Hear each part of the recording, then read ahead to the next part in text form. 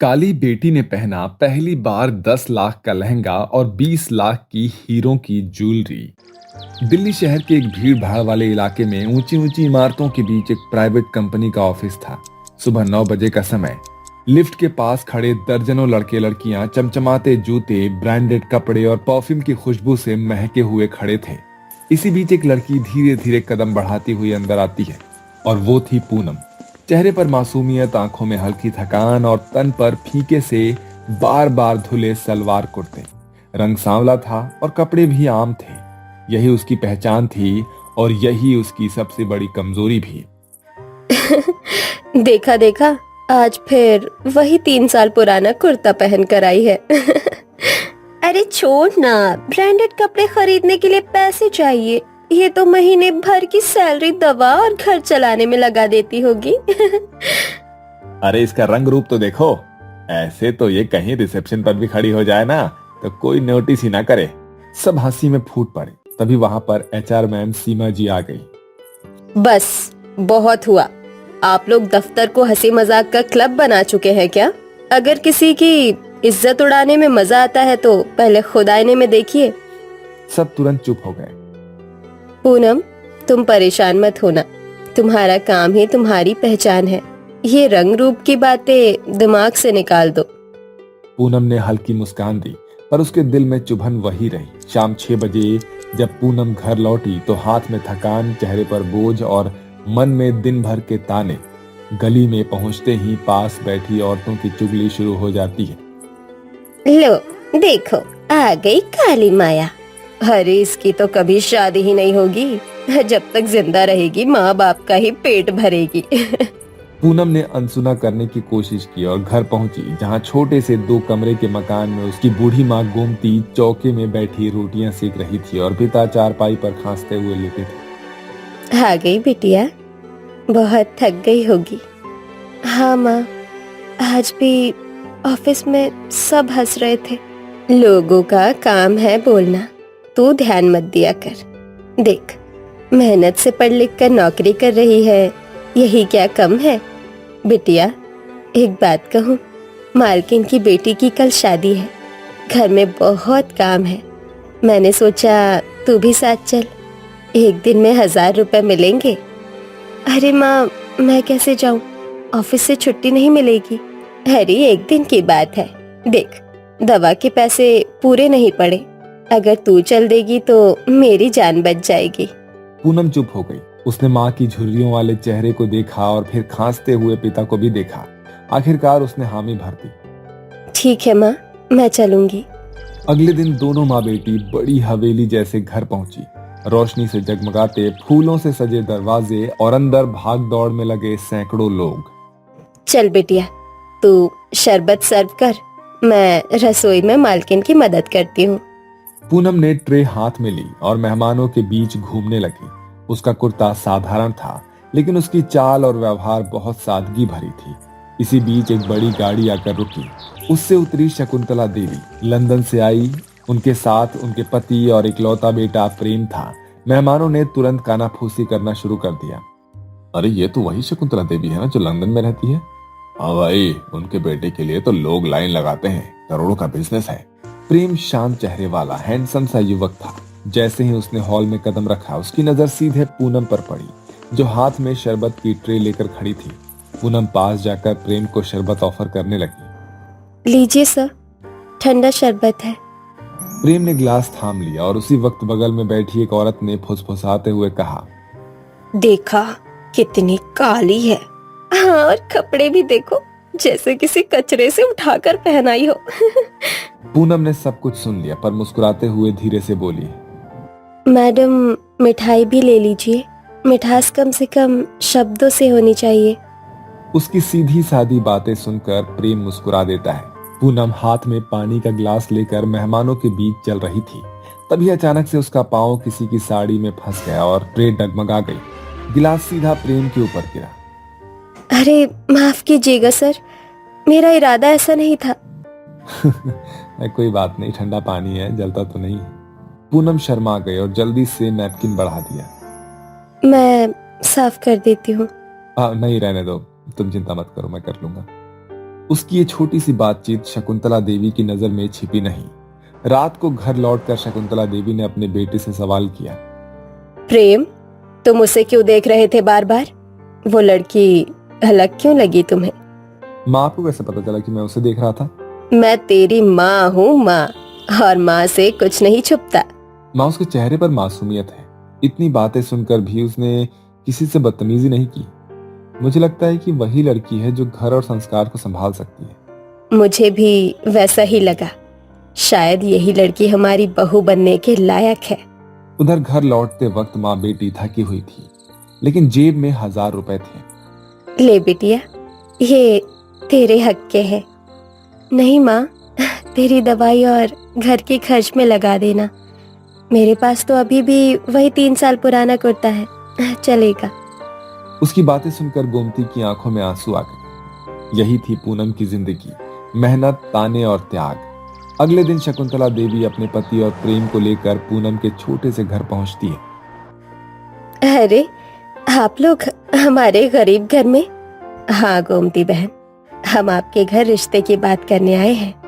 गोमती और पूनम दोनों एक साथ स्तब्ध रह गई। पर मैं तो गरीब हूँ। और बेटी, हमें तेरे रंग या हालात से मतलब नहीं। हमें तेरी सादगी, मेहनत और तेरे संस्कार चाहिए। गोमती की आंखों से आंसू झरझर बहने लगे। इतने बड़े घर से रिश्ता हमारी बिटिया के लिए, ये तो भगवान का चमत्कार है। कुछ दिनों में रिश्ता पक्का हो गया। पूनम का बचपन से सपना था कि वो एक महंगा डिजाइनर लहंगा पहने, लेकिन घर की हालत इतनी खराब थी कि माँ ने पुराने कपड़ों की कतरन जोड़कर एक सादा सा लाल लहंगा सिल दिया था।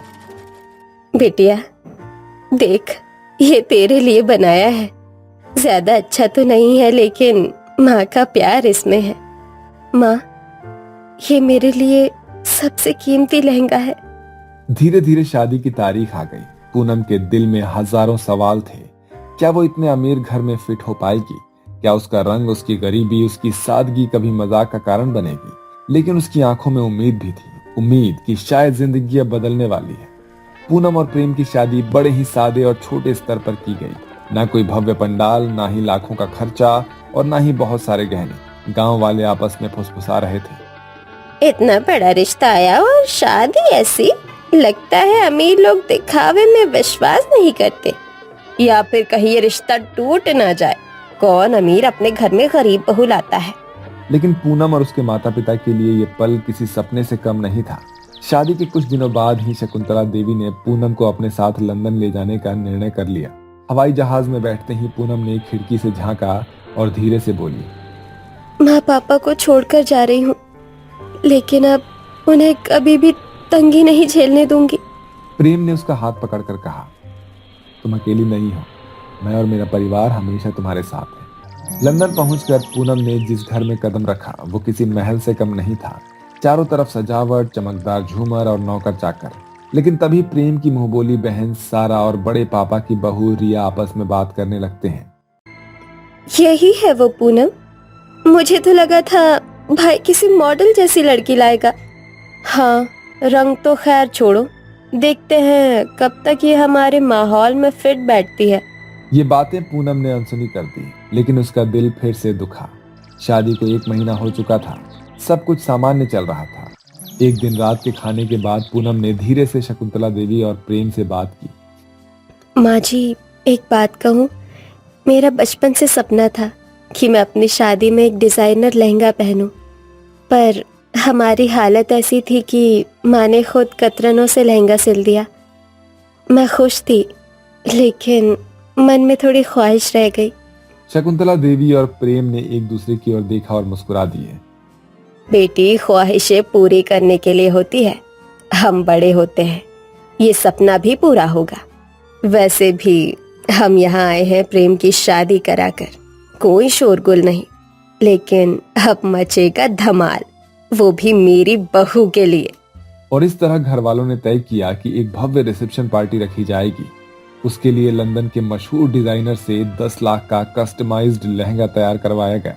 साथ ही शकुंतला देवी ने 20 लाख की हीरो की ज्वेलरी भी खरीद डाली। जब पूनम ने वो लहंगा पहली बार देखा तो उसकी आंखों से आंसू छलक पड़े। ये ये सच में मेरे लिए है? मैंने तो कभी सोचा भी नहीं था। अरे तुम्हारे लिए हमारी हर चीज है। रिसेप्शन वाले दिन लंदन का बड़ा होटल दुल्हन सा सजाया गया। भारतीय मेहमान भी आए और अंग्रेज दोस्त भी। जैसे ही पूनम ने 10 लाख का लहंगा पहनकर एंट्री की तो सबकी नजरें उसी पर टिक गई। अरे वाह, इतनी महंगी ड्रेस और उस पर भी हीरे की jewellery.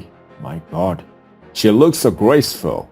Her complexion makes the outfit shine even more. जहां लोग पहले उसके रंग की वजह से ताने मारते थे, अब वही लोग उसके आत्मविश्वास और सुंदरता की तारीफ करते हैं। पार्टी खत्म होते ही पूनम मंच पर खड़ी हुई और माइक पकड़ा। आज मैं अपने जीवन का सबसे बड़ा सपना जी रही हूँ। ये लहंगा सिर्फ कपड़ा नहीं है, ये मेरे माता पिता की अधूरी ख्वाहिशों का सम्मान है। मैं धन्य हूँ कि मुझे ऐसा परिवार मिला जिन्होंने मेरे रंग को नहीं, मेरे दिल को पहचाना। धन्यवाद प्रेम जी, और धन्यवाद माँ जी, आपने मुझे बेटी बनाकर अपनाया। पूरे हॉल में तालियां गूंज उठी। उस दिन पूनम ने समझ लिया कि सुंदरता रंग से नहीं, संस्कार और आत्मविश्वास से होती है। वो लड़की जो कभी अपने कपड़े और रंग की वजह से हंसी का पात्र बनती थी, आज लाखों के लहंगे और गहनों में भी उतनी ही सादगी और गरिमा से सबके सामने खड़ी थी। पुराने और नए जमाने की बहू की शादी dress.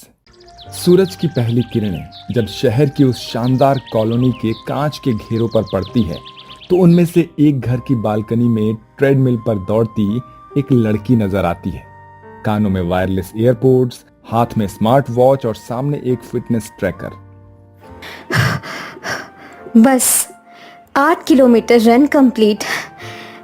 Time to break the record tomorrow. वो शीशे में खुद को देखकर बालों को ठीक करती है। आज फेस पैक लगाना पड़ेगा, कल बॉस के साथ जूम मीट है। तभी अंदर से काम वाली आती है। दीदी ग्रीन टी बना दूं आपके लिए? नो ग्रीन टी, आज मैं खुद बनाऊंगी अपना डिटॉक्स जूस स्प्राउटेड आलमंड के साथ। ओके, तुम जा सकती हो फिलहाल। जी दीदी जी, जैसा आप कहे। वहीं दूसरी ओर उसी कॉलोनी की बाउंड्री के उस पार एक छोटी सी बस्ती है जहां मिट्टी का घर, गोबर से लिपी दीवारें और गमलों में तुलसी के पौधे खड़े हैं।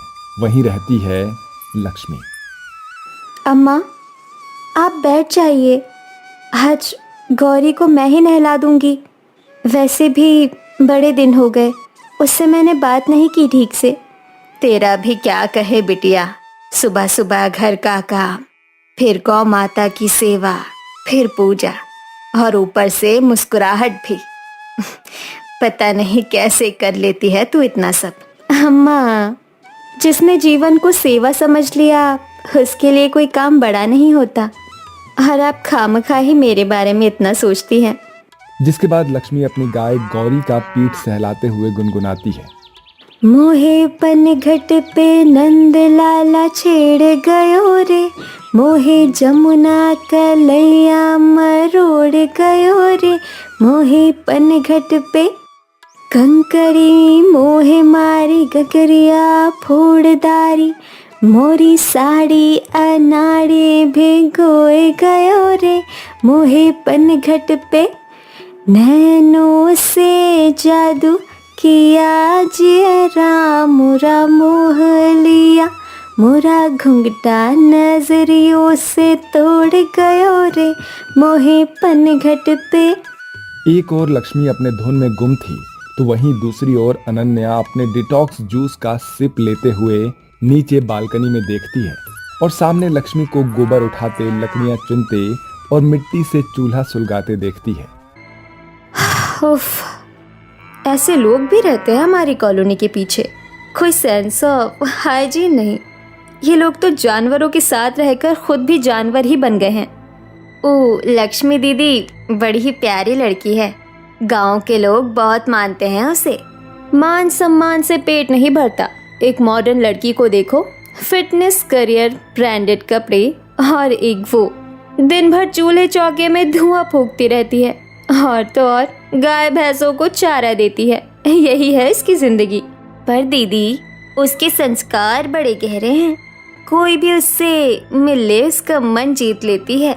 संस्कार वंस्कार छोड़ो यार, 2025 चल रहा है, क्या तुम अभी भी इन संस्कारों के पीछे भाग रही हो? इसी प्रकार सुबह से रात हो जाती है। लक्ष्मी, अब तुझे ब्याहना है। मैं देख रही हूँ 1-2 रिश्ते, लेकिन बेटी हम बहुत गरीब साधारण हैं। दहेज मांग सब जगह भारी है। अम्मा, जैसे मेरी किस्मत में जो लिखा होगा वो होकर रहेगा। आपको चिंता करने की ज़रूरत नहीं। बेटी, मैं तेरी माँ हूँ, तेरी चिंता तो मुझे लगी ही रहेगी। एक ओर शारदा अपनी बेटी लक्ष्मी की शादी को लेकर चिंतित थी, तो वहीं दूसरी ओर अनन्या के बंगले के बाहर एक लंबी चमचमाती एसयूवी कार आकर रुकती है। अंदर से निकलती है मंदाकिनी देवी। सिर पर कांजीवरम की साड़ी का पल्ला, गले में सोने के हार और पीछे पीछे सुलोचना, उनकी अहंकारी बहू, जिसके पर्स की कीमत में लक्ष्मी की पूरी गृहस्थी आ जाए। नमस्कार नंदिनी जी, आइए, स्वागत है आपका। हमें आपकी बेटी के बारे में बहुत कुछ सुनने को मिला है। देखने का मन हुआ तो चले आए बस। अनन्या सीढ़ियों से उतरती है। Red net sari, silver heels और मैचिंग बैग। ये है ना हमारी टाइप, एकदम हाई क्लास, एकदम शहरी लुक। बात पक्की मानी जाए, हमें तो अनन्या पसंद है। अरे, ये तो बड़ी खुशी की बात है। लीजिए लीजिए, मुंह मीठा कीजिए। इस तरह मंदाकिनी रिश्ता पक्का करके जैसे ही कार के पास जा रही होती है कि अचानक से मंदाकिनी कहती है, शाम तेरी बंसी पुकारे राधा नाम, शाम तेरी बंसी पुकारे राधा नाम, लोग करे क्यों मेरा को यूं ही बदनाम, हाँ लोग करे क्यों मेरा को यूं ही बदनाम। रुको, ये आवाज, ये कौन गा रहा है? सड़क के किनारे लक्ष्मी गाय को नहलाते हुए गा रही है। मंदाकिनी कार से उतरती है। क्या सुर है और चेहरा, भोला भाला, शालीनता से भरा। वो लक्ष्मी है, गरीब है, पढ़ी लिखी नहीं है। ये गरीबों की बातें मत किया कीजिए माँ जी। गरीबी कोई दोष नहीं होता सुलोचना। इस लड़की में जो गरिमा है वो अनन्या में नहीं दिखी। इसके बाद मंदाकिनी के पैर खुद ब खुद लक्ष्मी के घर की ओर जाने लगते हैं और लक्ष्मी के घर पहुंचकर उसकी माँ शारदा से मंदाकिनी कहती है, मैं आपकी बेटी लक्ष्मी को अपनी छोटी बहू बनाना चाहती हूँ। हम इतने बड़े घर के लोग नहीं हैं। कैसे? हमें दहेज नहीं चाहिए, हमें संस्कार चाहिए, हमें लक्ष्मी चाहिए बस। लेकिन मैं तो। तुम हो वही जिसकी मुझे तलाश थी। मेरे पोते शिवा के लिए एक संस्कारी, घरेलू और दिल से सुंदर बहू। और इस तरह मंदाकिनी के मनाने पर लक्ष्मी की माँ इस शादी के लिए हाँ कर देती है। और जब ये बात अनन्या को पता चलती है तो वो खूब हंस हंस कर कहती है, क्या लक्ष्मी बहू बनेगी रईस खानदान की? ये जो गोबर के चूल्हे से निकलती है, अब एयर कंडीशनर वाले घर में बैठेगी। दीदी, कभी कभी भगवान अमीरी नहीं, विनम्रता से खुश होते हैं। अब तो मैं देखूंगी शादी के दिन कौन चमकता है ज्यादा, मैं या वो मिट्टी की लक्ष्मी। इस तरह मंदाकिनी के दोनों पोतों की शादी हो जाती है। जहां एक बहू ने पूरे परिवार को अपनी सादगी और संस्कार से जीत लिया था, तो वहीं दूसरी बहू भी अब खुद को शीशे में देख रही थी, ये सोचते हुए कि वो ही परिवार की असली रानी है। मगर कहानी में ट्विस्ट तो तब आया जब सजी धजी उस रानी को पता चला कि उसकी देवरानी कोई और नहीं बल्कि वही चूल्हा चौका वाली लक्ष्मी है। इस तरह उन दोनों बहुओं का ससुराल में गृह प्रवेश हो रहा होता है और एक तरफ अनन्या झिलमिलाते डिजाइनर लहंगे में हर कदम पर इंस्टा पोज देती हुई चल रही थी। दूसरी ओर लक्ष्मी लाल बनारसी साड़ी में सिर पर गहरा घूंघट डाले चुपचाप चल रही थी, जैसे पूरे जीवन की विनम्रता उसी पल्लू में बंधी हो। दोनों ही एक दूसरे से अभी अनजान थी। ससुराल की पहली सुबह होती है। बड़ी बहू हूँ इस घर की और सबसे हटके दिखना मेरा हक है। में इंस्टाग्राम स्टोरी डालती है, न्यूली मैरिड लुक, #ग्लैमरस बहू। दूसरी तरफ मम्मी जी के लिए कम मिर्च की सब्जी, बाबा जी को सादा पराठा और दादी जी के लिए दाल में थोड़ा हींग ज़्यादा। रसोई में लक्ष्मी अकेले ही चारों ओर भाग रही है। अरे बहू, तू तो जैसे इस घर में जन्मी ही थी, सब कुछ ऐसे संभाल लिया। बस घर को परिवार बनाने की कोशिश कर रही हूँ दादी सा। अनन्या बहू, ज़रा दही फ्रिज से निकाल देना। मम्मी जी, ये नेल आर्ट नया कराया है, फ्रिज के डिब्बे से नाखून चिपक जाता है। अपनी दूसरी बहू से कह दीजिए ना। मैं निकाल देती हूँ माँ जी। भगवान ऐसी बहू सबको दे। अनन्या पूजा के समय घर वालों के साथ बैठी है। तभी मंदाकिनी लक्ष्मी का नाम लेकर पुकारती है। लक्ष्मी बहू, शिवा के कपड़े प्रेस कर दिए क्या? रुको, लक्ष्मी? कौन लक्ष्मी? वो मुड़कर लक्ष्मी को देखती है, जो सिर झुकाकर पूजा की थाली ले जा रही होती है। तू मेरी देवरानी है? जी दीदी, जिसे मैं हर सुबह ताने मारती थी, जिसकी चप्पल तक देखकर मुझे घृणा होती थी, वो अब उसी घर की बहू बन गई और सबकी चहेती भी। बड़ी बहू की शॉपिंग चल रही है और छोटी बहू घर का ध्यान रख रही है। फर्क साफ नजर आता है। बड़ा छोटा क्या, दोनों बहुएं हैं, लेकिन लक्ष्मी की तारीफ हर समय कुछ ज्यादा नहीं हो रहा।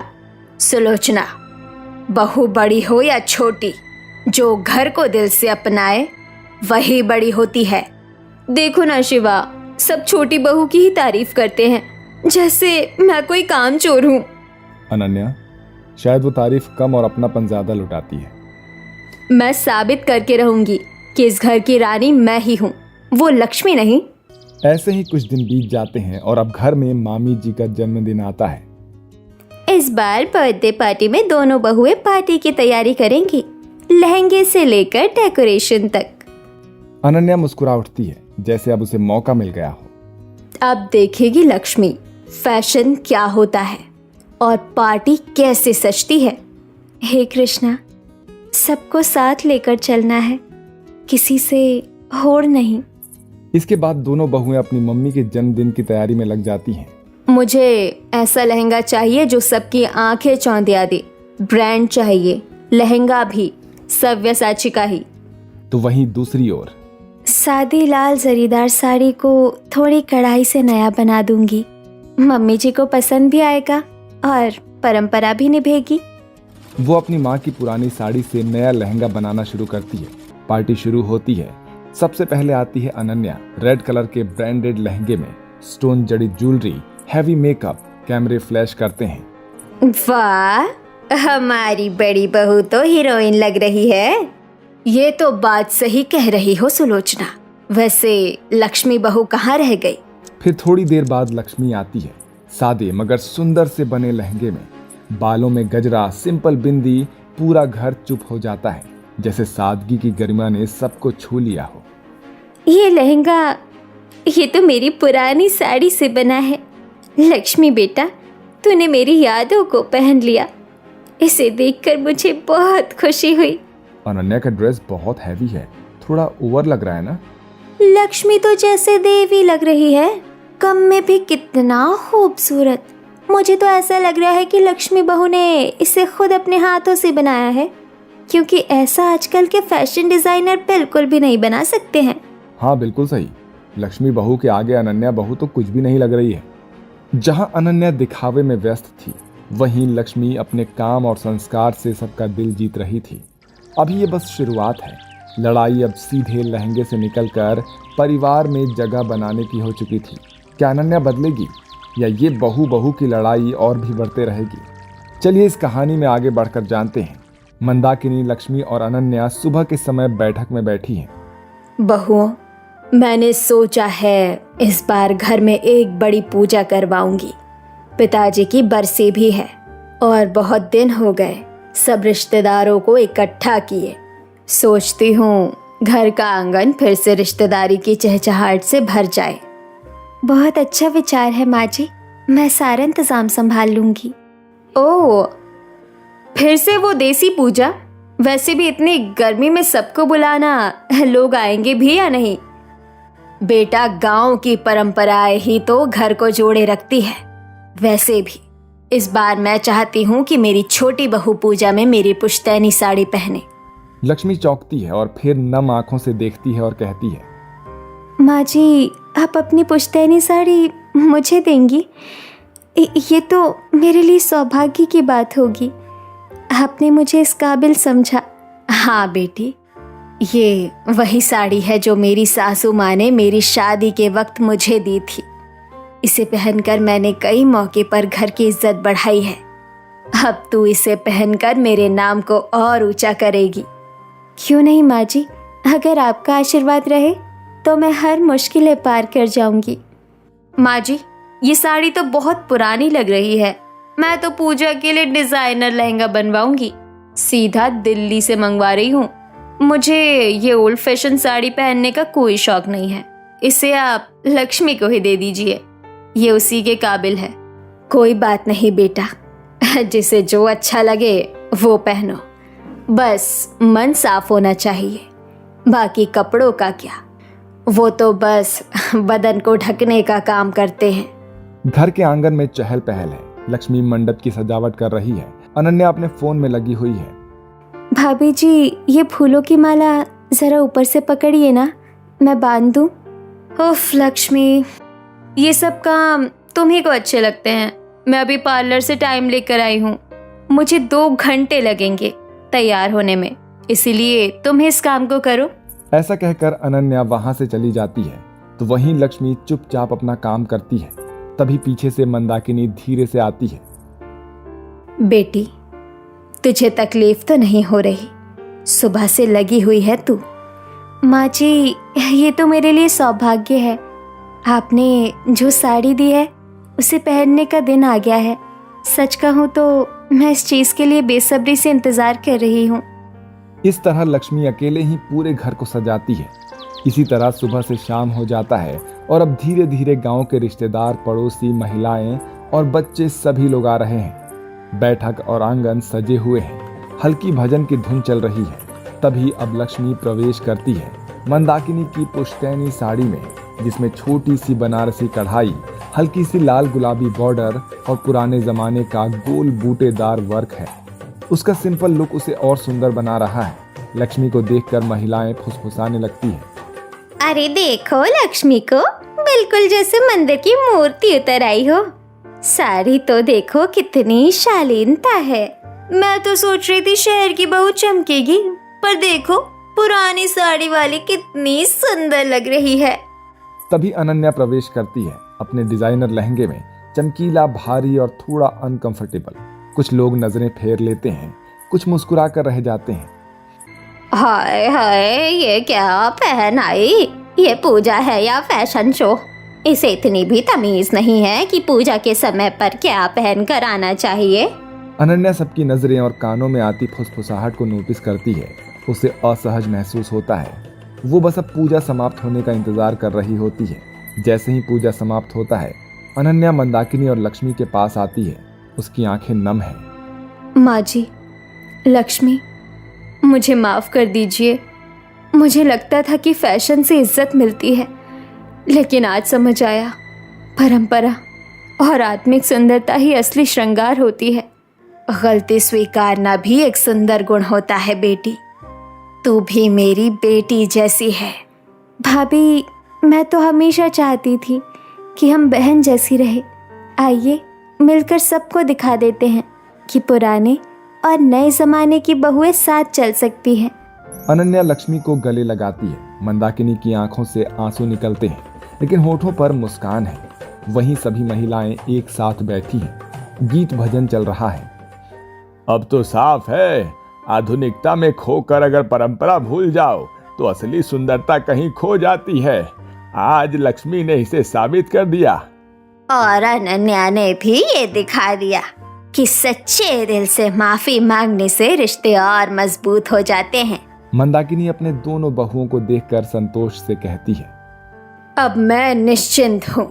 मेरे घर की बहुओं ने मिलकर इस आंगन को फिर से पूजा, प्रेम और परंपरा से भर देंगी।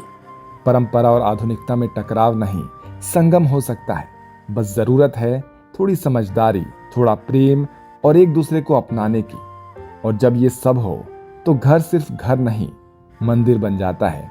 तो दोस्तों, आप सभी को हमारी ये कहानी कैसी लगी हमें कमेंट बॉक्स में ज़रूर बताइए। और इसी तरह की बेहतरीन कहानियों के लिए हमारे इस चैनल को अभी सब्सक्राइब कर दीजिए। मिलते हैं अगले वीडियो में।